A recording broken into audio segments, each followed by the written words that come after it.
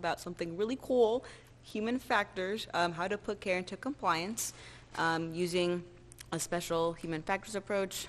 I'll pass it to Sofia to go over what we're talking about. So we're going to talk about a few different things. Don't worry, I'm not going to read all that. But the main point is to help you understand what human factors is, how they apply to cybersecurity, and how they can help you be compliant, specifically making sure that your training is helping the different human operators in your system be compliant, and that your cybersecurity solutions are geared toward your human operators as well. All right, this is our fun little bio slide. So again, my name is Anthea Gonzalez. I did both my bachelor's and master's degree at Illinois Tech in Chicago. I currently work as a security engineer for Cisco, primarily doing vuln management, IT asset management, and incident response when we have to. I currently serve on the WESIS North Carolina board as a secretary, and I currently hold my IC Square CC, my GSEC, and incident handler. And I am a proud Mexicana. Pass it back. My name is Sofia Martinez, and I also studied at Illinois Tech. I also received my bachelor and master's degree. I'm currently working at Northern Trust as part of a rotational program. I've done work in a few different teams, but I'm currently working in a disaster recovery focus team. I have been part of the WESIS Equity Advocacy Committee for a while, and I am also a proud Mexicana. Yay! All right. Okay, so you're probably at least somewhat familiar with what GRC is, but in case you aren't, we wanted to kind of go over it. So what exactly is it? So as a concept, GRC was created in 2002 by the OCEG, formerly known as the Open Compliance and Ethics Group. And they define GRC as an integrated collection of capabilities that enable an organization to achieve objectives, address uncertainty, and act with integrity. And all of these goals, or if you want to call them like conditions of operating, so to speak, are collectively known as principled performance. And what I thought was a little fun fact, even though GRC as a concept, again, was created in 2002, the first peer-reviewed academic paper on GRC wasn't published actually until 2007. So we wanted to chat a little bit about what the collection of capabilities actually are. Just kind of give you like a little bit of an overview. So the first one we have on here is governance, and governance is really looking at ethical management through policies, frameworks, and strategies. The way I like to look at it is who does what, when, and how, really how your organization is structured. What do your policies and procedures look like? The R is for risk management, and the way I like to think about this is every organization has some type of risk appetite. How much risk are you willing to accept? How much risk can you tolerate? Risk management is about identifying those risks and then figuring out which ones can I accept, which ones do I need to transfer, which ones do I need to mitigate.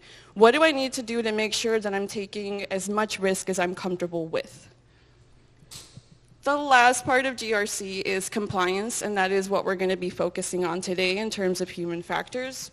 And compliance has to do a lot with making sure that you're meeting all of the different legal, regulatory, and organizational requirements. There's a lot of different rules and laws that organizations have to abide with, whether internal or external. So you want to make sure that you're not just compliant with external laws, you also want to make sure that there's compliance within your organization. So the people that are working at your company or that are working with you are following those different policies, standards, and procedures you've designed. Okay, so we went over what compliance is, but like, why do we care? Really, we want to try to have, a strong security infrastructure. You want to implement best practices. You want to build out a good security program. You want to know in your heart of hearts you're doing everything you can to protect your org, your data, and your users. But it's probably because we have to. You either sell a product or a service, or you would like to continue to sell something. You want to keep making money or make more. There's a lot of big standards out there that are long and difficult to read, and nobody really wakes up and says, you know what we're going to do today? We're going to look at the NIST Special Publication 800-53 for fun, which is kind of what we're going to do next. But I promise it won't be that bad because it's my personal favorite compliance document, since I know we all have one. But we're going to play pretend with, again, my favorite documentation. We're an org, right? And we're trying to go through getting our NIST sticker. I only have three, but we'll pretend. For the sake of time, I'm going to do a lot of made-up stuff since it could take years to get compliant, right? So we went through, we looked at all 492 pages, looked at all the controls, saw where our gaps were. We prepared for our audit. We had a lot of fun, and we worked extra hard on the awareness and training part. Like, we really were like, we're going to make sure we're keeping our people safe. Fast forward X amount of time, our audit came, and we went, and we passed. Congratulations, please. We did it. Like, we're looking great. We can say we're compliant, but are we really? Okay. Why time goes by and someone in our org was phished? Maybe they reported it, maybe they did not, and you found out. Or you still had that insider threat case, and you found out about it after, if at all. Something still went wrong, but we worked so hard. Were these not supposed to help? Like, you put all this time to go through to make sure your training was efficient, to make sure you did your insider threat poster with the Canva template, that you did your phishing campaign. You showed that people clicked through your training, even if it was just like jiggling their mouse, but you still showed that to the auditor and said, we did it, and it didn't work. Why is that? You can't really ensure that people will always cyber. So we're trying to see how you can build cyber into people or people into cyber, and that's where the human factors comes in. So what is human factors? Did anyone in here already know what human factors was? You don't count, but okay. Not very little. So for the definition we're going to use is the scientific discipline concerned with the understanding of interactions among humans and the other elements of the system so that we can optimize the human well-being and overall system performance. We can look to aviation and World War II for some of the earlier applications of human factors. Prior to World War II, the focus was designing the human to fit the machine, so a lot of trial and error. Unfortunately, that cost a lot of lives, instead of designing machines to fit the human. People died in accidents and equipment failures more than from enemy action. One of the problems was that the landing gear and the wings flare down are really similar. Yes, there's some differences, but you can see how these can get confused. So pilots were grabbing the wrong gear and then either getting the landing gear or pulling the aircraft wing, but that's not what they wanted to do, which led to costing lives. So we made some fun changes. The wheel looks like the landing gear, a little more like intuitive as to what you're trying to pull, and then the flap looks a little bit more like a wing. And it made it easier to fly planes. Flying planes is already difficult, but why make it harder for the people that are already trying their best to live? Another point we can look for human factors is the healthcare industry.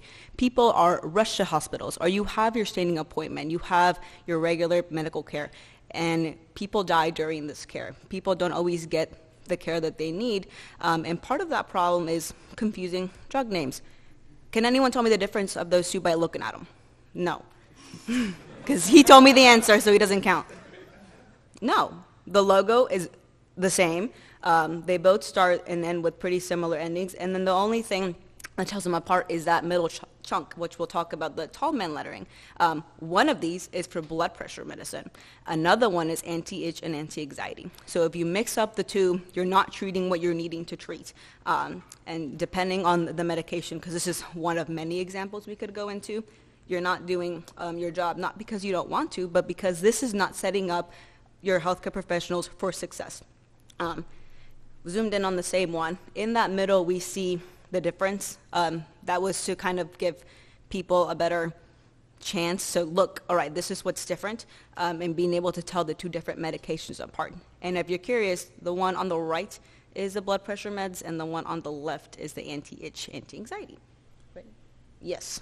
Even I get confused. It's the human factors element. In addition, the introduction and use of a lot of checklists reduced the reliance on memory for a lot of healthcare professionals, like looking over the steps of a procedure, making sure you're operating on the correct leg, or checking to see if a patient is allergic to something before you apply it, or if they have a prior history that would be helpful in their care. So how can we use the elements of human factors in cybersecurity? We saw how in aviation and in healthcare, applying human factors improved the industry for the better. In both cases, less people are dying and processes and machinery are improving.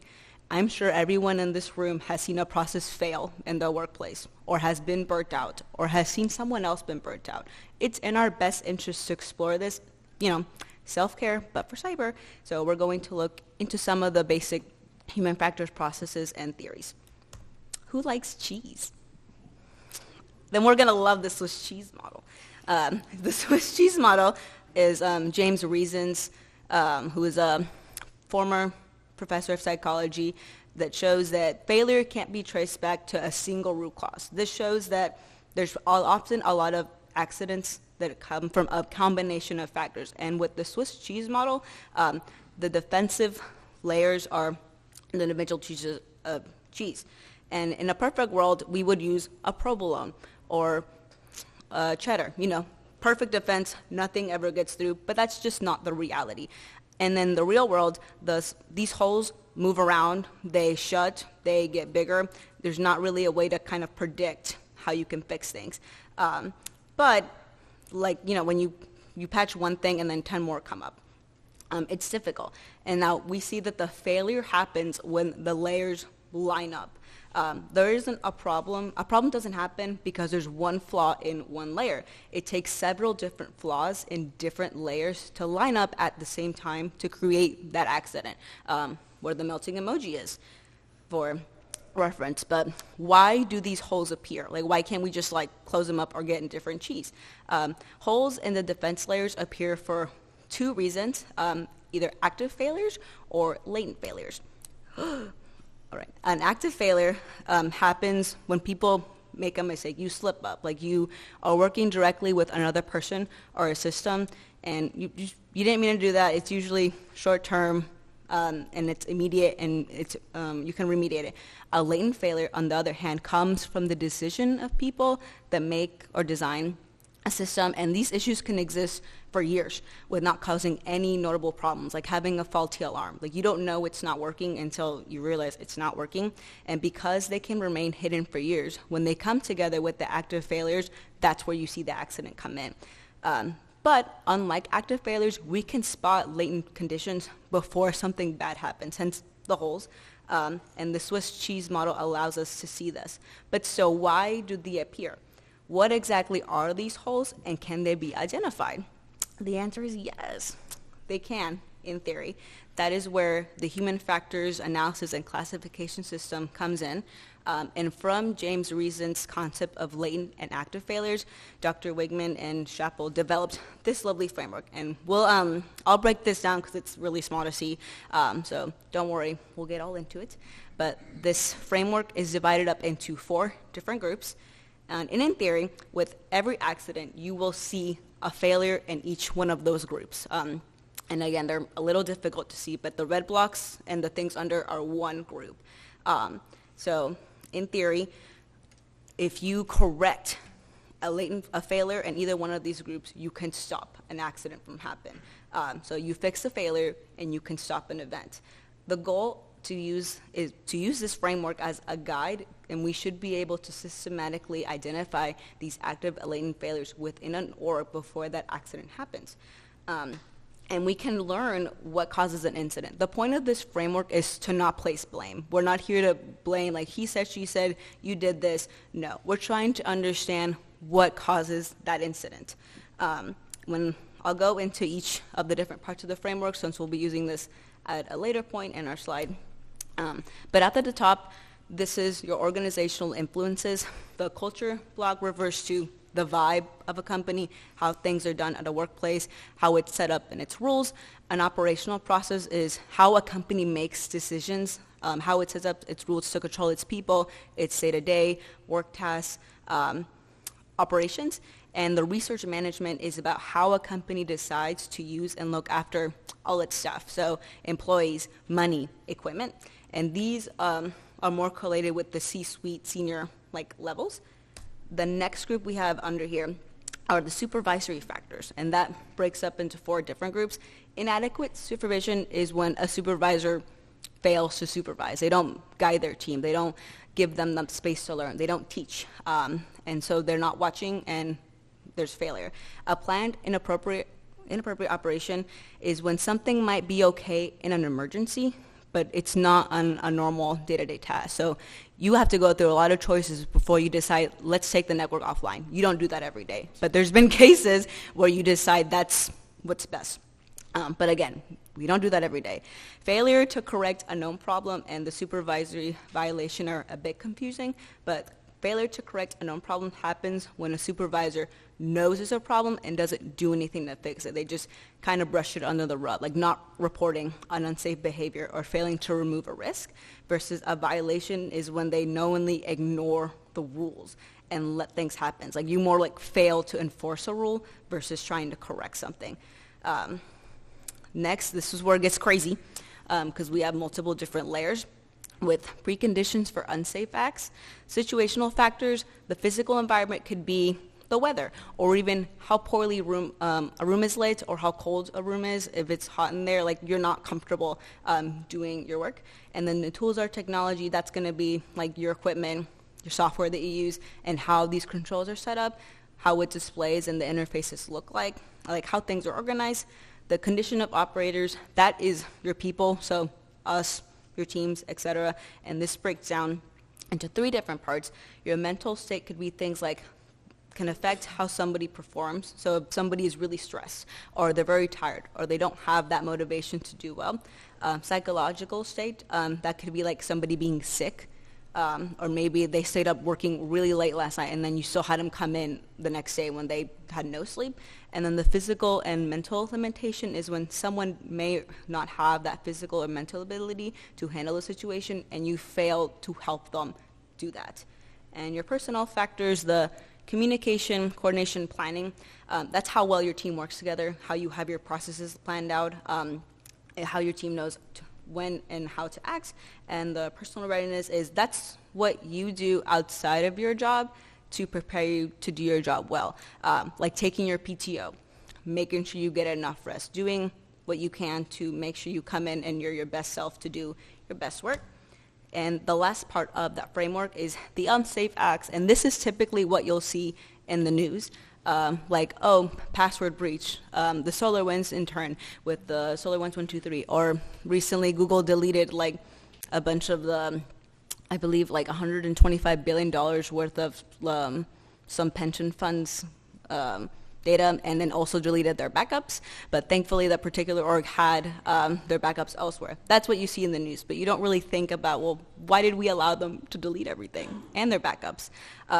But unsafe acts breaks down into errors and a violation. An error is when someone makes a mistake, whether they meant to or not.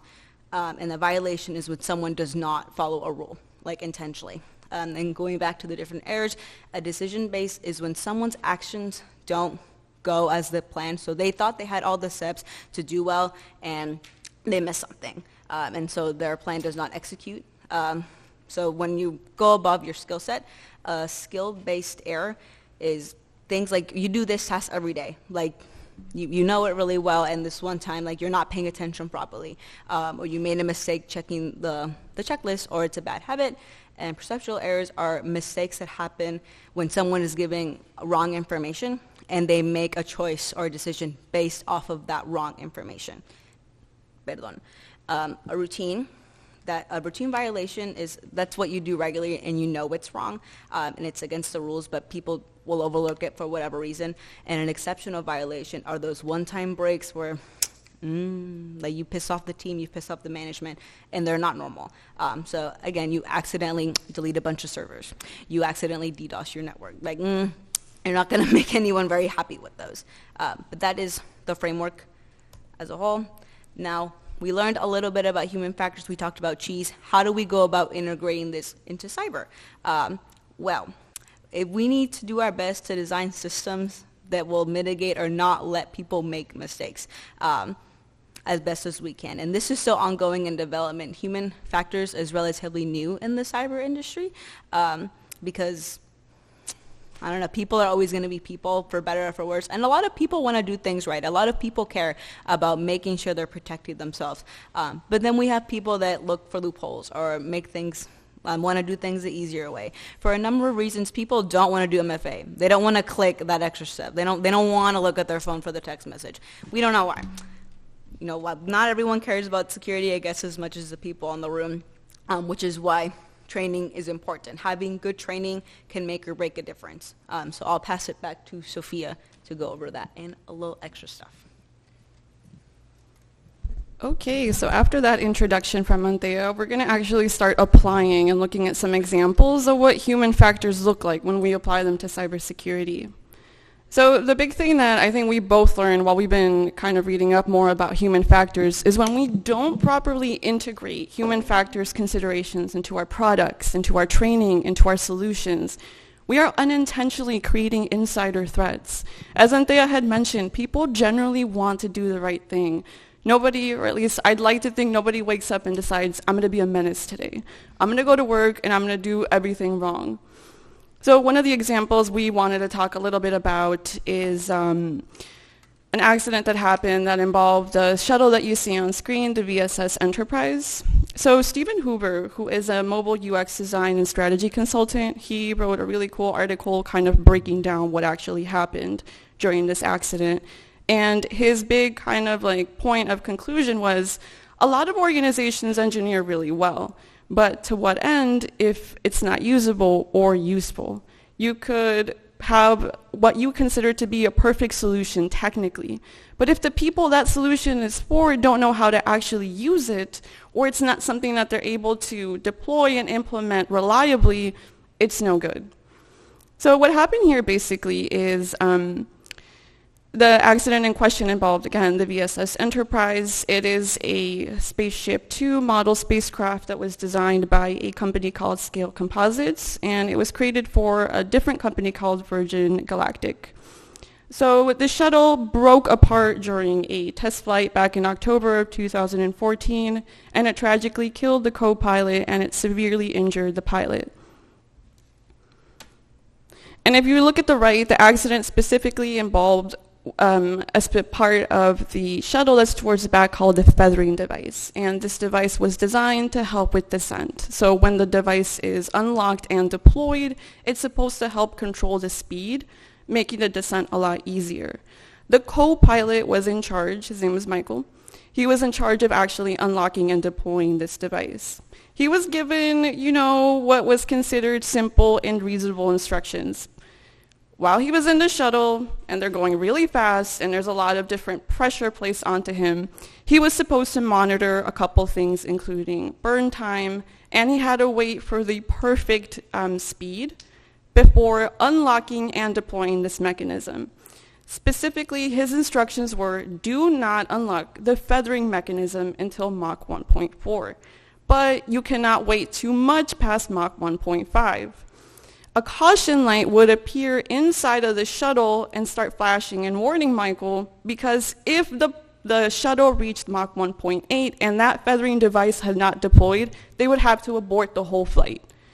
Obviously, you don't want that. And during trainings, there's evidence that if he had failed to deploy in time and the mission had to be aborted, they didn't like that. They were kind of like, ooh, that's not good. And that's the part that was really drilled into these training sessions. Not so much the consequences of pulling the lever beforehand, but what would happen if you waited too long.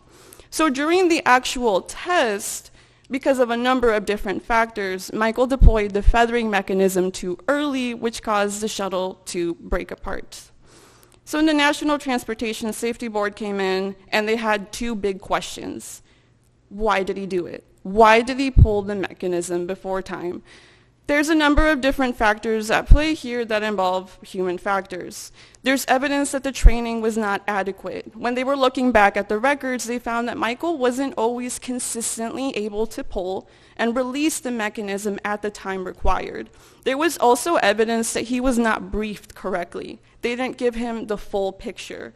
Again, they talked a lot about you don't want to wait too long, but there's no documented evidence that they told him what would happen if he released the feathering mechanism too early, meaning he probably wasn't aware of just how severe the consequences would be. The other question that the National Transportation Safety Board had was, why was it even possible for him to do that? Why was it possible to unlock the feathering mechanism during the incorrect flight phase? And when they asked that to the people that designed this, Scaled Composites, they said, well, we simply didn't think a pilot would do that. And that's a fatal assumption to make. You cannot assume that people won't do something. Because I think here, at a simple glance, it's really easy to say, well, maybe Michael just didn't really know what he was doing. But he was a very skilled pilot. He had done a lot of training. He had gotten very familiar with the shuttle. But again, when you're designing things, you cannot assume that your human operators are always going to be behaving exactly as you expect, especially in these situations where they were under a lot of pressure to perform many different tasks in a short amount of time.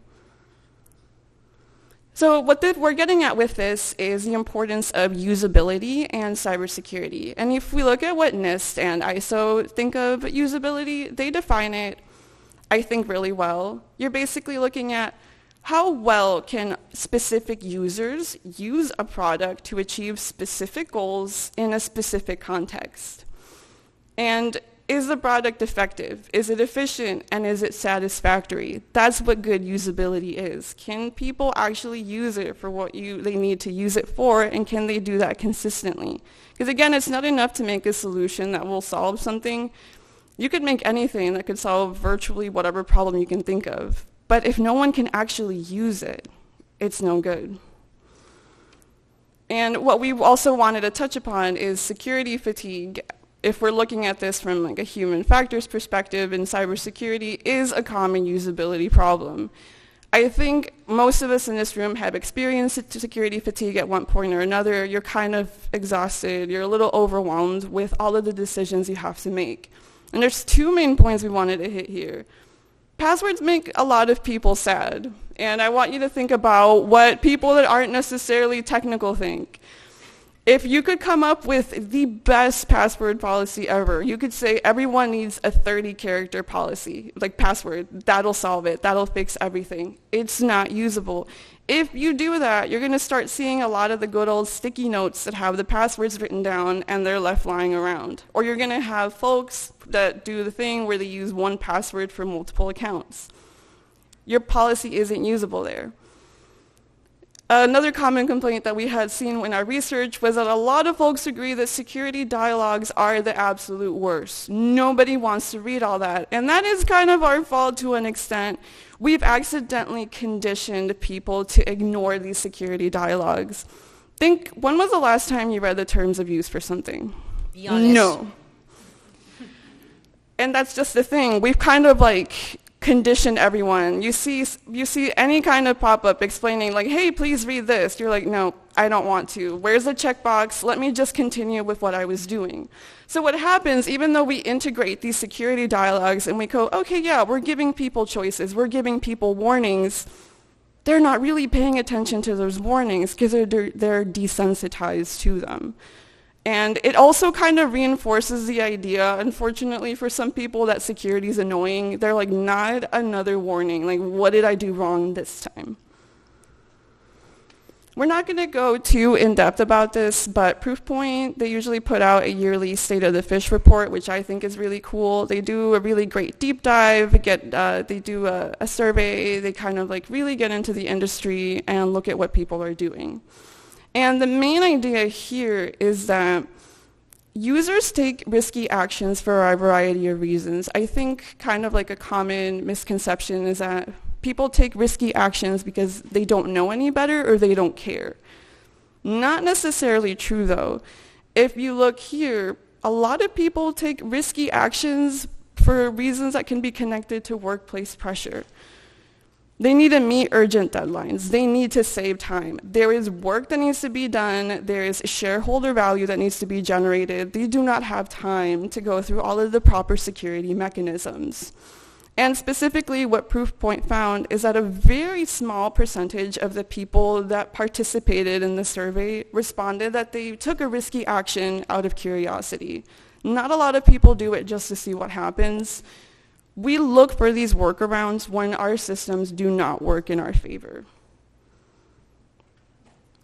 So what we wanted to do is show you an example of how you can apply human factors and the HFAX framework that Anthea went over, specifically in a cybersecurity incident. So this is a case study that is part of research that I did for my graduate degree. It is not published anywhere, and for legal reasons, these are my opinions. Capital One, please do not come after me. So we're not going to focus too much on the technical aspects of what happened in the data breach. We're more so focused on how we can explain why the breach happened from a human perspective, kind of like the psychology behind it, the conditions behind it. So to give you a really brief background, in July of 2019, Capital One announced that it experienced a significant data breach. The personal information of more than 100 million customers was impacted. And this personal information included things like social security numbers for American customers and social insurance numbers for Canadian customers. So it was a pretty big deal. And after thorough investigation, it was found that a former AWS employee named Paige Thompson was responsible for this attack. She exploited a misconfigured firewall to exfiltrate the sensitive information in question. And all of this happened at a time where Capital One was really pushing to this really big migration to the cloud. And notably, one of the things that can be called out about this is it wasn't Capital One that found out about the breach through their internal controls and mechanisms. They actually found out through an anonymous tip. So what we're going to do is see how the HVACs framework can be used to determine all of those latent conditions and active failures that may have contributed to the breach. So if we look at our level 1 unsafe acts and the different decisions that were made, we have a few examples of an error, or again, those actions that a person fails to complete. So that misconfiguration of the firewall can be considered an error. It's not known exactly why, but it could be an error for multiple reasons. Maybe the team in charge of setting up the firewall accidentally put up the incorrect permissions. They failed to implement least privilege. This could have been because they didn't have the right skills, or it even could have been because they were tired. They had a lot of other projects they were working on, or the correct permissions were not properly communicated to them. We also have an example of a violation, actions that intentionally disregard those rules and regulations that are in place. Even though Paige Thompson wasn't employed with AWS at the time, the breach is considered unauthorized access of the cloud environment. It was a disregard for those policies that were in place. If we look at it from a level 2 perspective, preconditions for unsafe acts, we're now looking at what was going on in the environment, what was setting up people for these unsafe acts. And one of the really big areas of focus here is the condition of operators. People were not having a good time in Capital One. And this was kind of like a pervasive problem. This had been going on for a while. The organizational culture was struggling. Capital One had what they called a built-to-change mentality. They were very aggressive with their growth in the sense that they prioritized new features. They really wanted to keep up with trends. They really wanted to make sure that they were staying competitive. The problem with that was there was a lot of pressure on the internal teams to perform. So employees were feeling pretty stressed, they were feeling overwhelmed, and morale was low. At the UK headquarters, for example, they had to bring in consultants to hire a special mindfulness program for the employees because they were starting to see our work culture is just too demanding. The expectations are high. And as a result, there were very high levels of burnout, and there was really high turnover rates being reported. At level 3 unsafe supervision, there were a few different moments where leadership didn't necessarily provide the best guidance or didn't give any guidance. So Michael Johnson became a CISO at Capital One in 2017, and he was still in that role during the breach.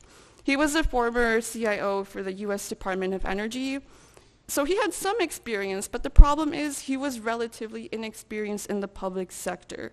So when he came in and stepped into that CISO role, he was really focused on one thing, setting up a front office to oversee all the internal public relations. People didn't like that.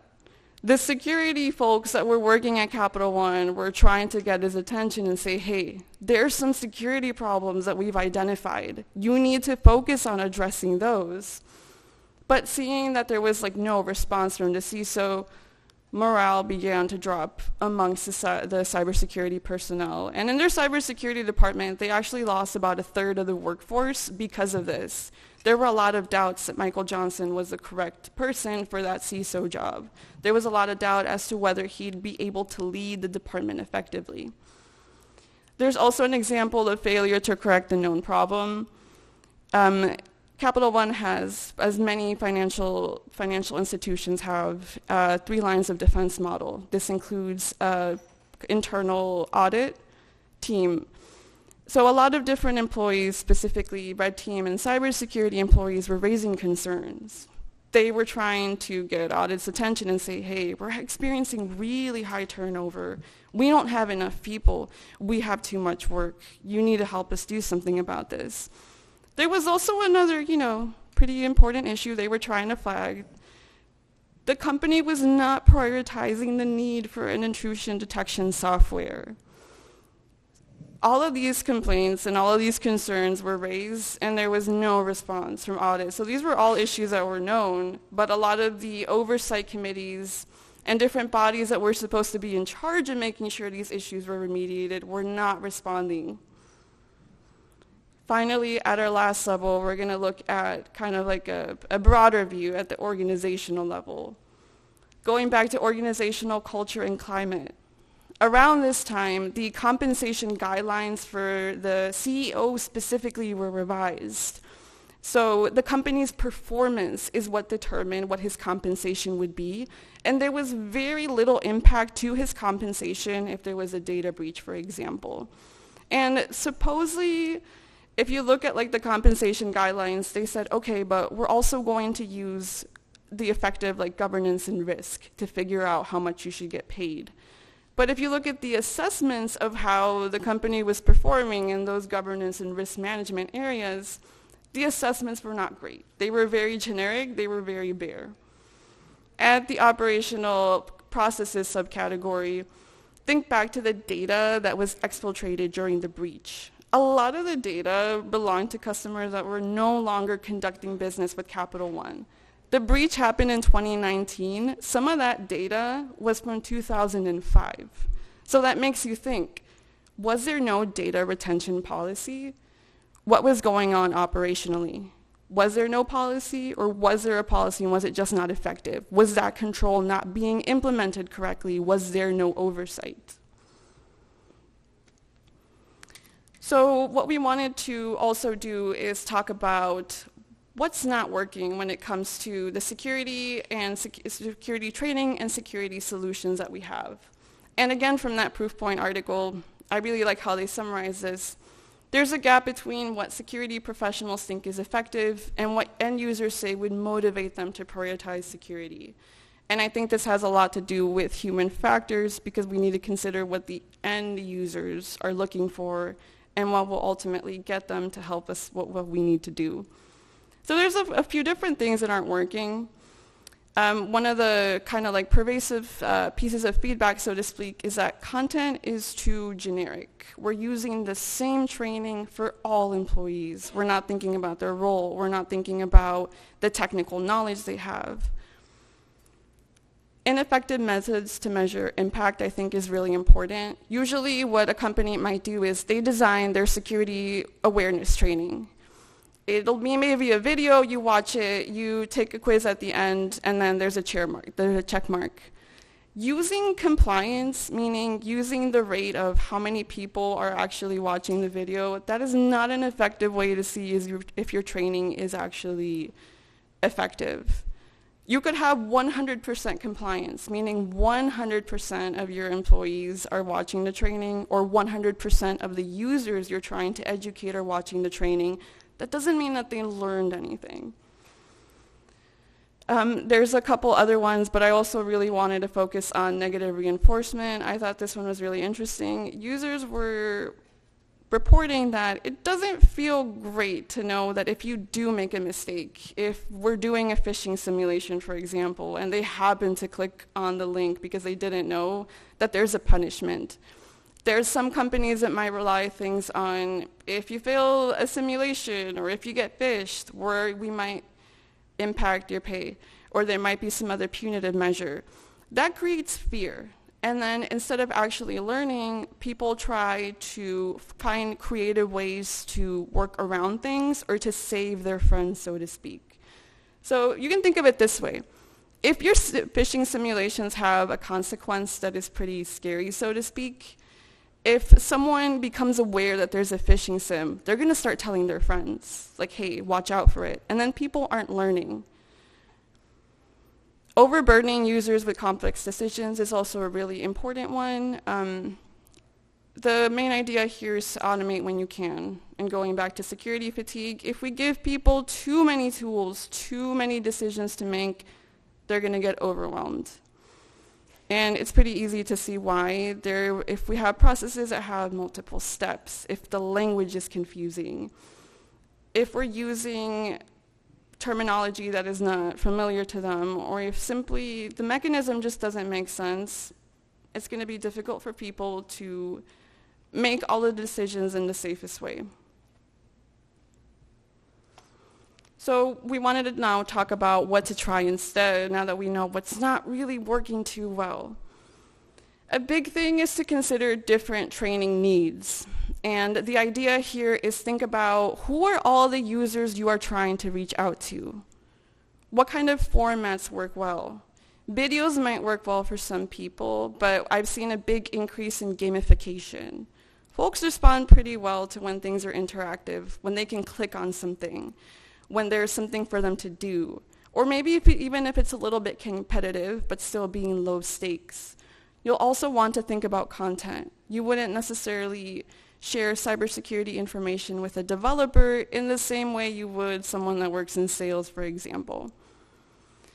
Learning how to measure learning is really important. And this goes back to we cannot rely on compliance to determine if our training is actually effective. And what we're getting here is there's a lot of different indicators of success, so to speak, that you can use. When you do start to implement your training, think about how can I collect feedback from people to see if they're actually getting what they need to get. And one of the really creative solutions that I thought was really nice for this is if you've implemented a training, you can monitor to see what your help desk or your call center, for example, the kind of calls that they're getting, the volume. If there's a lot of issues that folks are having, if they're asking a lot of questions, that'll help you to see how successful your training was, and if there's anything you might want to go back and change or kind of reinforce. Incentives and collaborative culture really do promote participation. A lot of folks reported that if there's an incentive, it really helps them be a lot more interested in security and want to pay closer attention to the decisions that they're making. And incentives don't always necessarily have to be money. It's nice when they are. But people respond really well to praise, for example. Or if maybe you have like a company-wide newsletter, for example, and you list all the people that did really well on a training exercise. The collaborative part is also really important. Folks were reporting a disconnect between security leaders and the security teams and everyone else, meaning if they had questions, if they had feedback, they didn't necessarily know who to ask. Or they were vaguely aware that there is a security team, but they never actually got to interact with any of them. And it's kind of hard to take advice from people if you don't necessarily know where it's coming from. And it might be difficult for your users to care, so to speak, if your leaders aren't passionate or at least expressing some sort of interest in secure behavior. Testing cybersecurity solutions extensively before implementation is really important. And by testing, we don't mean just making sure it works. It's actually picking some users to come in and looking at how they're interacting with these solutions. If it's an application, for example, how are they interacting with the interface? What are they clicking on? How long does it take for them to get through the menu? What kind of decisions do they need to make? If they're making mistakes, thinking about how those can be fixed. Getting those things solved early on is a win-win for everyone. your security solutions will be a lot more effective, and you're going to eliminate frustration. Because I think if you do roll out that solution and it's not working as intended, it's not usable, it's not intuitive, your users are going to get frustrated. And then getting them to want to actually comply later on is going to be a little bit more difficult because they're going to have a bad initial impression. Making decisions for the user whenever possible goes back to automation. The less decisions your users make, the better. That helps set them up for success. You want to avoid security fatigue. If you can build things into the back end, if you can make it so that key decisions are made automatically based on what was done before, based on key conditions, you're going to help your users a lot. You're going to eliminate a lot of that exhaustion. You're going to eliminate the possibility of an incorrect decision being made. And the last one might sound, pretty obvious, but moving toward ideal work conditions is a really great solution. And what we mean by this is looking at how many hours are your users working? What is the workload of all your human operators looking like? And it might be difficult depending on what the organization looks like, but doing things like putting a cap on how many hours can be worked in a week, or reconsidering how you're delegating, how you're distributing tasks. These are all things that can really help from that mental condition perspective. If people are overworked, if they're stressed, if they're overwhelmed, if they feel like there's too much to do and they have pressure to complete a bunch of different tasks, it is very easy to make a mistake. So doing what you can to set guardrails, so to speak, to make sure that you don't have users that are putting in 80 hours in a week, for example, that goes a long way to making sure that your training is effective and your solutions are effective as well. So now we have time for questions if anyone has any. Thank y'all for being nice. This was our first time presenting. Yes. Yes. Yeah, any questions? And we have our resources. Going back to the idea of collaborative participation, one of the things that I've heard is that participation is created, it's not asked for. What are ways that y'all have found to help create that kind of participatory environment at work? You want to take that one? I think from what I've seen and from what we're seeing for the research, communicating expectation goes a long way. I think if you look at it from like a organization culture perspective, if people don't necessarily know that security is something that they can help with, they might just not really think about it. So communicating the expectations, making a campaign out of it, so to speak. Security is our collective goal. It is our collective mission. And then showing what making good cybersecurity decisions will do, how that will positively impact everyone can help. I think framing it as it's difficult to think, it might be difficult for people to think of what the benefits are. So showing them security is our collective goal. This is why.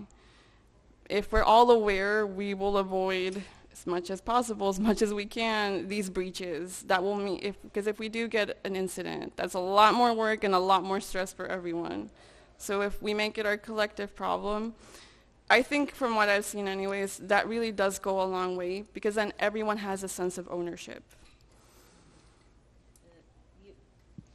So that was a great presentation, thank you. And I wanted to ask you, so what do you think is really usable security? So for example, I think password managers are very useful. I use them all the time. But then my family is like, no, I mean, this is a menace. Yeah. So what makes a good usable security tool? No, that's a good question, and you brought up a good point of they're fabulous for you. They work well. You understand the benefits of a password manager, but that might not be the best for everybody. And I think it's going to depend to like who the user is, the org, and what information you're trying to protect. There's isn't like we didn't advertise like you're fixed. Takes work. It takes research to go through and really test out your security solutions. Really go in and making it a collaborative effort. So I'm sure if we talked after, we could research it and figure out what would work best for you, because people are all different. and they'll see and view security differently. You know. Thanks for y'all's first talk. It's awesome. Are y'all going to make those slides available? We can. Okay, cool. Yeah, that'd be great. I really appreciate that. Yeah, like she was saying with password managers, they're great tools, and we work for an MSP, and getting that adoption across the board is like pulling teeth. It's a nightmare. It's like even after people have breaches, it's like this could have been avoided by using a password manager and MFA, but you'd rather not. So For whatever reason, people don't want to click the buttons. You know. it's too much to have it auto-filled in their browser. No. I'm gonna- you and then you. Yeah. Great presentation. You made GRC cool. That was the whole point. As for the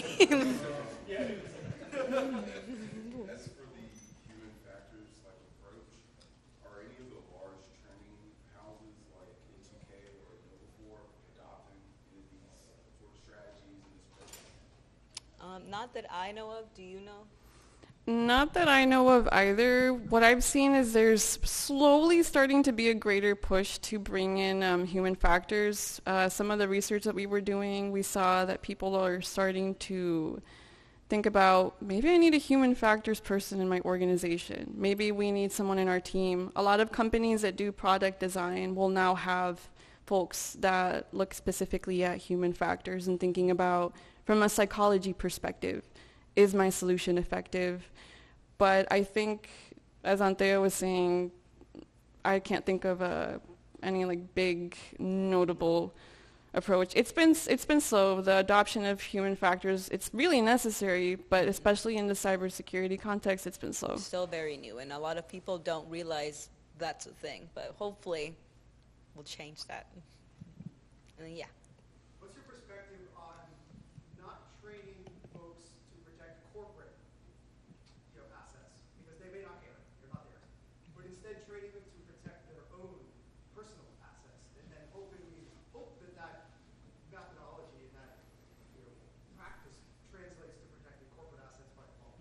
See, that is hard because I've definitely have gone to my friends and my family and said, like, why is your iOS like 5 versions behind? And it's like, oh, I don't care. And it's like, no, like, you don't understand. Like, you need to be clicking that button. It's like, well, I have nothing important anyway. And it's like, no, you may not think that your phone has all the important stuff, but you have your email, you have all these other things that are on there that anyone with malicious intent could take advantage of. So that is already hard as it is, like, personally.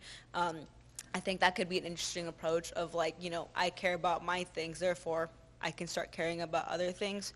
Do you know of another example? Because I hate, like, every time I'm like, please update your phone, and then my phone isn't working. Well, geez, I wonder why.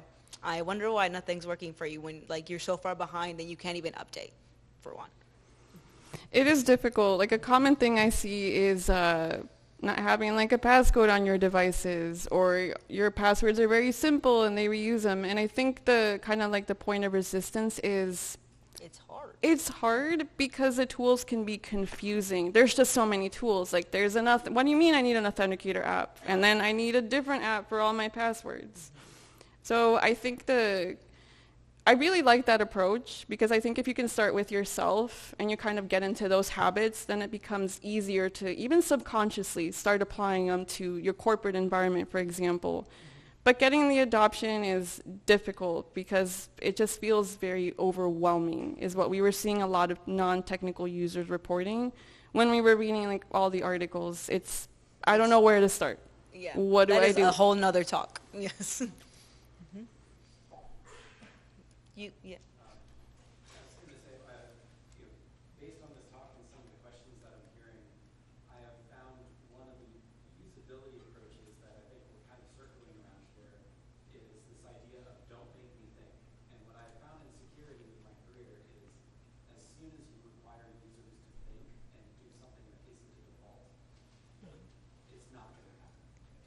Like password managers and things like that, if this isn't all set up by default, Yeah, extra steps are hard. extra steps are hard, and they're not going to happen consistently. So don't require your users to take extra steps. Can I say something?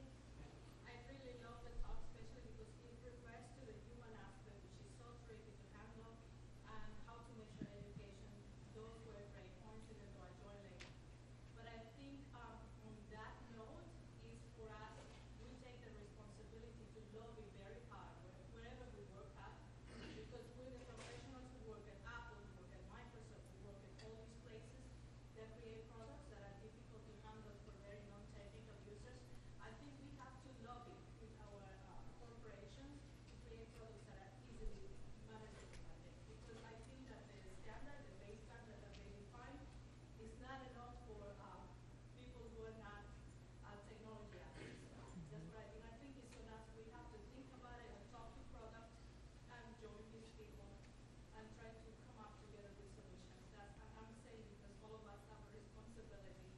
Yeah, no, that's a great point. We have a few minutes, and yes. So I'm curious. You've done an awesome job of taking like the human factors framework and showing how to apply it in GRC, which is very used to taking frameworks and applying it. And I think that's a great applied demonstration. And I think that helps GRC folks make a better impact. So I think that's a great approach. It's not. I'm not used to seeing applied human factors stuff. You know, that looks very useful. Is there backtracking? Like a lot of human factors comes out of a lot of empirical research. Is the research side of this kind of picking up on the cybersecurity side of some of these more nuanced questions that would feed into the framework? Is there a strong research? Slowly, but hopefully surely. Some of those are a little more cyber ones, and then we have other resources that didn't make it on the slide because that's a whole different other talk on how do you go about effectively researching this and applying it into cyber versus there's tons on aviation, and healthcare and other machinery kind of jobs where you operate up the big machines, but you don't think of cyber as the big machine ones. You're clicking around, as I like to say. Right. But yeah. I think with cybersecurity incidents specifically, when you're doing kind of like your analysis to see why something happened, intuitively you're like, that was a technical problem. But we are starting to see the slow uptake. It's easier now to find different case studies where someone's like, no, let's look at it from a human factors perspective. Sure, there were technical things involved, but what's going on the human side? Psychologically speaking, what was happening? It's been slow, but it's really exciting to see that you can find now more articles and more research papers that are published that focus on the cybersecurity aspect or the cybersecurity applications. Sure. You have great resources over there. I don't think I see it, but you may have seen it in your research. There's a whole conference, academic conference. It's called SOUP, like S-SOUP. Yeah. And symposium on usable security, SOUPs actually. So that one, there's a lot of research from there. I don't know, it's very academic, of course, it's under use case, but they have had some good things coming out, like, IoT, let's say, food labels, Yeah. where you explain the risks. So I do agree, we need to make it more Yeah. usable as well. There are a lot of academic conferences and gatherings, and a lot of them come from seeing mistakes and being like, we need to gather and start to think about how we fix these. But yeah. Okay. I think we're done then, but we'll be around for the hour of the conference, and you can find us on the LinkedIn, and we'll do our best to publish the slides where they're accessible. That's it. Thank you. Great.